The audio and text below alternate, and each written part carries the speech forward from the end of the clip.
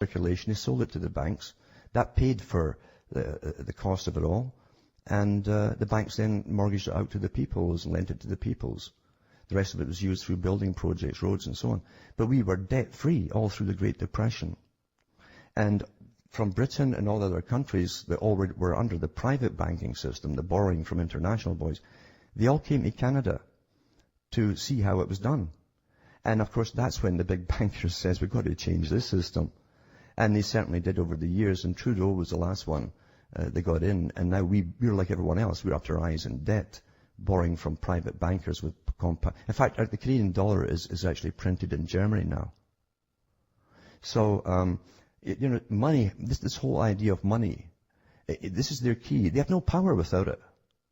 They'd lose all their power without their currency in circulation.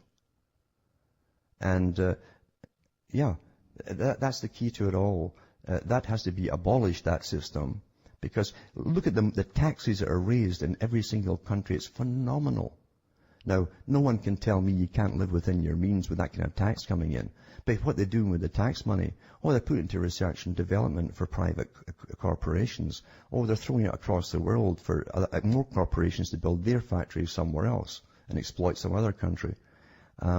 It's all going abroad or into pockets. And that's the bribe force as well. Everyone is born and you live with basic fears. One is fear of poverty. In this system, you have a fear of poverty.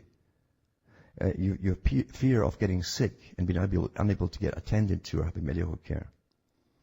A whole bunch of fears come from this thing, but the main one is fear of poverty.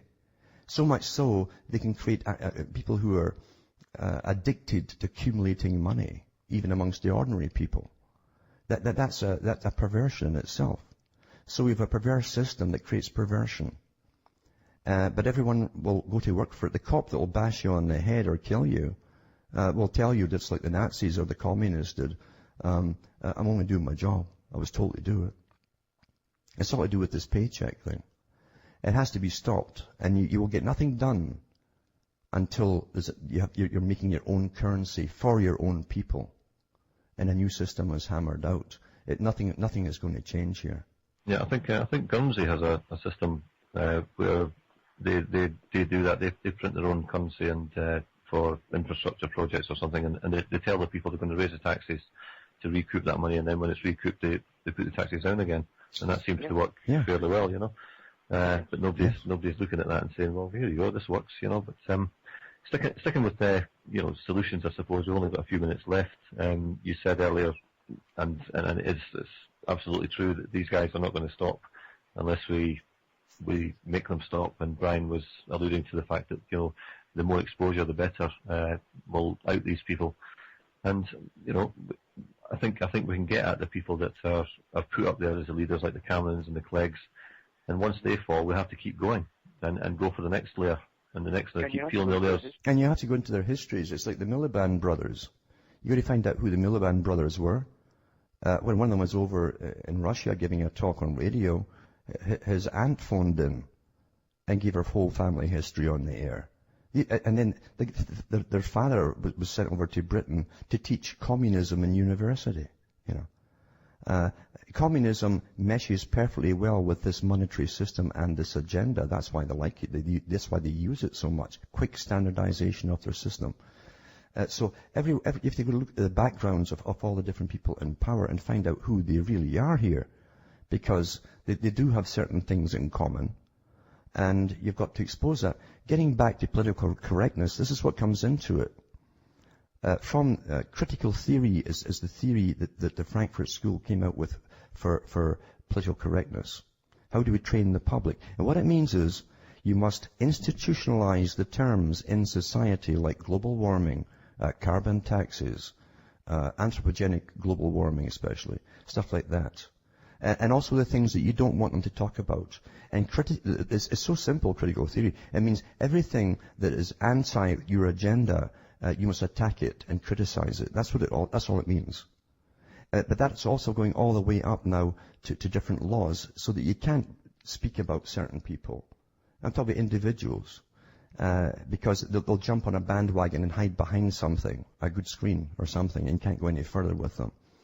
We've got to go to the individuals and get their family histories, because you'll find that they're tied together, intermarried so tightly. I'm talking about these rich multi-trillionaires here.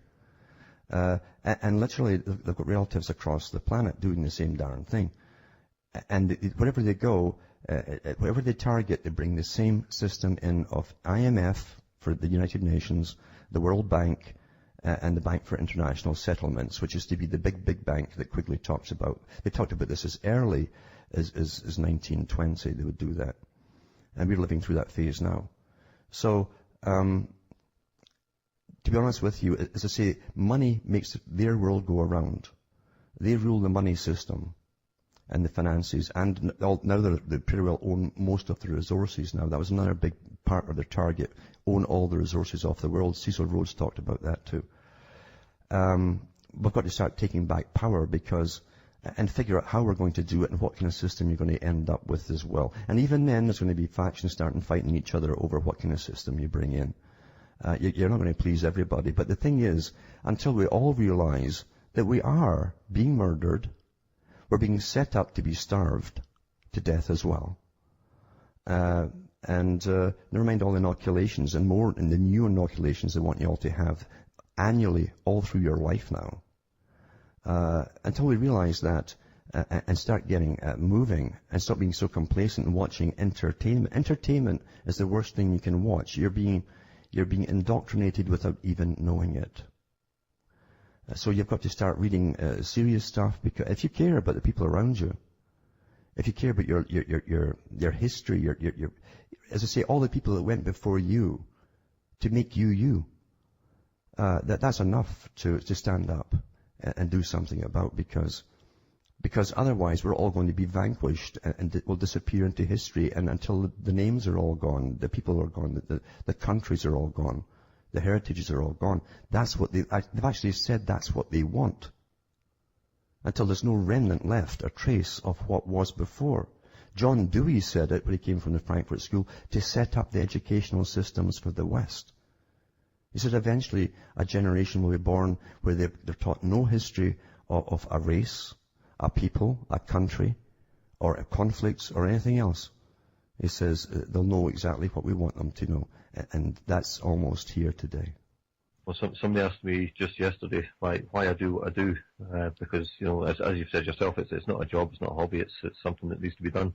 And I said simply that, well, I've got a son, I've got a granddaughter, and I care about them, and that's it. I mean, if I don't do something, they're not going to be able to, or they won't be here at all. One of the two. And I think we all have to start, looking at ourselves and what's important to us. I tell people too, I says, you're no different from the ones at the top. They might say that they're special, they're better. They might say they deserve to rule you, but that's their opinion. We're all born and we all come and we all go the same way. But no one can stand up and say, oh no, see, you're all rejects, you're all imperfect, and we don't need you anymore. You've fought all the wars for us, you've plundered the countries for us. Thank you very much. No. None of this getting back to the old caste system. It cannot happen. This is a caste system really you've got here. And it's got to be basically pushed out the roads until the people start really believing that every life that comes in to this existence here has as much right as to live its life in peace as well, and safety, as anyone at the top. They have no right whatsoever to plan our individual lives, national lives, or the world's lives. And that's what they're sitting doing. That's what the United Nations is all about, in fact. And so we've got to stop. We've got to point out who they are, the fact they're all elitists, they believe they're superior, and that we are inferior. This is not India. This is not the Brahmin system. And who would want that? But that's what we're seeing, basically, them trying to introduce is a very similar thing to Brahmanism. It's a caste system. And no, it doesn't matter, as I say, who you happen to be, who you're born from. The fact is, you have as much right to live in peace and safety without worrying about what they're going to do to you next. And that's what folk do. What are they going to do next? They're talking about their governments. Nothing ever comes from government to help you anymore. It's always another fear thing that's going to rob and plunder you. This has all got to stop. Because we are, as Brian said, this is all about survival. Yeah, absolutely. I mean, it's life and death, and that's as simple as it gets. And I think we all have to start saying that little word called no, and enough is enough, and start fighting back in any way we can possible. I realise you have to get on and prepare for your own broadcast. So yeah, I have to got a whole bunch of stuff to do today. Yeah. Okay. Thanks very much for your time. Very generous. It's been a pleasure. Yeah. Thanks very much. We'll maybe get you on in a couple of months or 3 months and do it all Sure. again. Sure enough. Brian, you still there? Yes, I'm still here. Yep. Yep. Do you want a quick question for us, Alan goes, or just to say goodbye? I think I'm just going to say goodbye. It's been brilliant listening to all the topics that you've covered, and you've covered a lot. So thank you very much for doing that. And yeah, I look forward to another meeting on the show. Yes, it's been a pleasure to be on, and I did most of the talking here, but I'll have to, as I say, correspond you with a bit more as well, because, as I say, we're all in this together. We have no option. We have no option. That's the bottom line. We have no option but to do what we're doing. Yeah. And the more the merrier, I think. Absolutely. It's all of us. We're all concerned here. Nobody can actually opt out. Yeah. Well, I was at I was at 3 mosques in Edinburgh when I was still living up there, and I spoke to the imams of the mosques, and all 3 of them were in agreement with me that we either stick together or we go down together, and it's about time we all got together and sorted this out. That's really it. We all go down together, absolutely, because these guys have told us what their plans are. The public are so astonished they can't believe them. But we've got to start believing these characters, because they always do what they tell us. They're very legalistic. Yeah. Okay. Thanks very much, Alan. And as I say, we'll get you back on again in a few months' time and do it all again. Okay, you take care then. Thanks very much. Bye-bye.